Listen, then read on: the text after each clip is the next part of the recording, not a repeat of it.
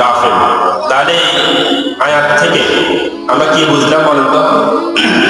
আল্লাহ তাআলা জাহান্নাম তৈরি করে রেখেছে কয় শ্রেণীর মানুষের জন্য? দুইটা শ্রেণীর জন্য আল্লাহ তাআলা জাহান্নাম তৈরি করে রেখেছে। একটা শ্রেণী হলো মানব জাতি, একটা শ্রেণী হলো জিন জাতি। তারপরে আবার বলে দেখি কাসীরুম মিনাল জিন্নি ওয়াল ইনসি, জিন জাতি থেকে অধিকাংশ জিন জাতি, মানব জাতি থেকে অধিকাংশ মানব জাতি, এরা কোথায় যাবে? জাহান্নাম যাবে। এদের জন্য জাহান্নামকে আমি তৈরি করে রেখেছি। এবার এদের পরিচয় বলে, এরা কারা? এরা যারা গাফেল তারা। গাফেল কারা? গাফেল বলা হয় তাদেরকে কলব দিয়েছি, লাহুম কুলুবুন লা ইয়াফকাহুনা, দিল দিয়েছি, দিলে বুঝে না, দিলে ভালো জিনিস, ভালো বড় জিনিস চিন্তা করে না।